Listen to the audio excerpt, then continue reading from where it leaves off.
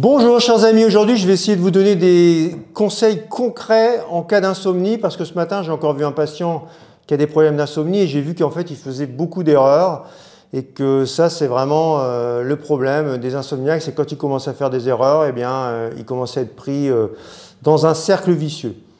Alors, la première chose à faire, la première chose qu'il faut retenir, c'est qu'il faut absolument enlever la pensée que la plupart des insomniaques ont, qui est « si je n'ai pas bien dormi, demain je vais être fatigué, donc je vais passer une mauvaise journée ». Donc du coup, on se fait prescrire un somnifère par le médecin traitant, parce que si on n'a pas passé une bonne nuit, on ne va pas être en forme et on ne va pas être bien. Ce qui est complètement faux, parce qu'il y a des études qui ont montré qu'il y a des gens qui peuvent dormir 9 heures et avoir une certaine capacité cognitive, et on compare des gens qui n'ont pas bien dormi, ils n'ont pas forcément une moins bonne capacité cognitive, voire parfois meilleure.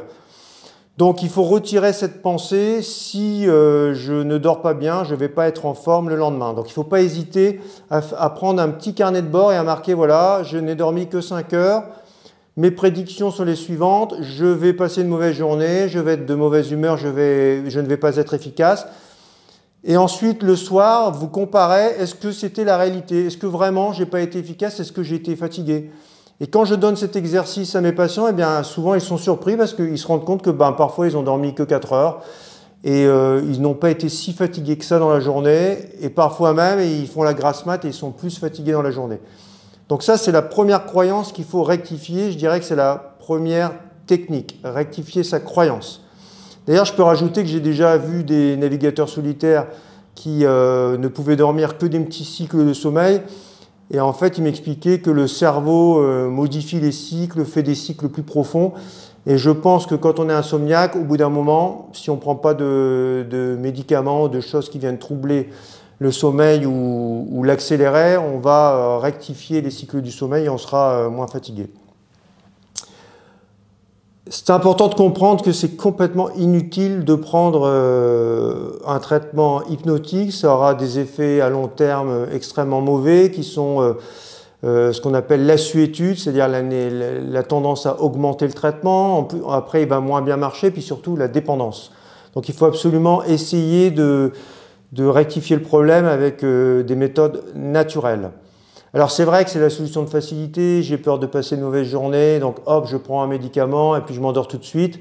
Mais ça va donner un biais au niveau du cerveau parce que c'est pas normal de s'endormir tout de suite comme ça, à moins qu'on ait eu des jours extrêmement fatigants. Mais là, on voit que c'est une façon pas naturelle de s'endormir.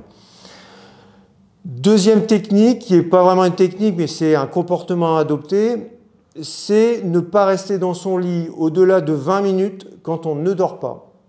Alors, il y a des patients qui me disent, bah oui, mais alors si je me lève au bout de 20 minutes, alors ce qui fait que je vais me coucher encore plus tard, et puis si je ne me rendors pas, je vais peut-être aller me coucher à 2 heures, 3 heures, donc je vais être fatigué. Donc on revient à la première croyance.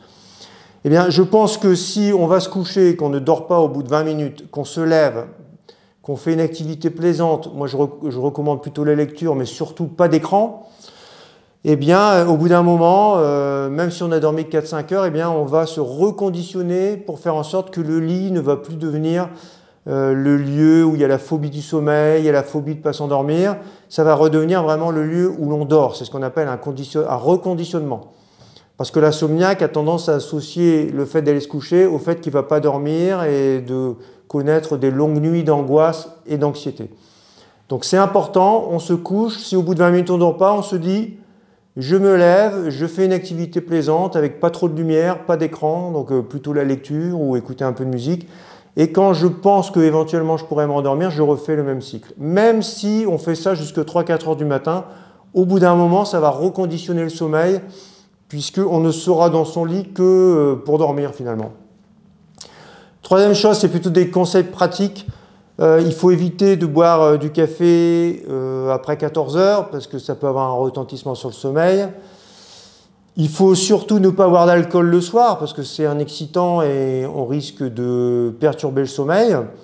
Ça, c'est pour la majeure partie des gens. Après, il y a d'autres gens chez qui ça a plutôt l'effet inverse, ça calme et ça aide à dormir. Et comme je dis toujours à mes patients, il faut apprendre à se connaître, donc il faut tester. Mais personnellement, je recommanderais de ne pas boire d'alcool le soir, surtout si on a des troubles du sommeil. Après, est-ce qu'on peut s'aider avec une douche? Alors là, c'est un petit peu paradoxal parce qu'il y a des patients pour qui une douche froide, ça va plutôt faciliter l'endormissement. Et puis, il y a d'autres patients pour qui un bain très chaud, vers les 40 degrés, genre une demi-heure avant, va améliorer la qualité du sommeil ou voire provoquer une sorte d'assoupissement. Donc, encore une fois, il faut essayer, il faut tester, voir qu'est-ce qui vous convient le mieux. Alors, concernant les compléments alimentaires, on peut s'aider avec des tisanes de passiflore, de lavande. Ça peut quand même aider, je pense, à faire venir le sommeil. Et je pense que ça repose sûrement sur des données physico-chimiques. En tout cas, il y a certains patients que ça aide. Et c'est toujours mieux de prendre des anxiolytiques ou des hypnotiques, qui sont quand même vraiment à éviter. Moi, j'en prescris quasiment jamais. Mais bon, parfois, les patients arrivent à s'en faire prescrire par mes autres médecins. Après, on peut prendre de la mélatonine. Il y a certains patients pour qui ça aide le démarrage du sommeil. Il faut savoir que la mélatonine, ça peut donner des sortes de rêves un peu très, très colorés. Donc, ça peut modifier un peu la survenue de rêves. Voilà, bon, je vous ai donné quelques pistes pour améliorer votre sommeil, mais la piste quand même fondamentale, c'est enlever cette idée, si je ne dors pas bien, je vais être fatigué le lendemain, je ne vais pas être efficace. C'est une croyance qui fait entrer dans un cercle vicieux qui aggrave l'insomnie. Maintenant, vous pouvez, dans les commentaires, me faire part de vos expériences. Est-ce qu'il y a des trucs qui marchent pour vous, des techniques, ou simplement me laisser un petit commentaire sur cette vidéo. Et n'oubliez pas de vous abonner, je vous dis à bientôt.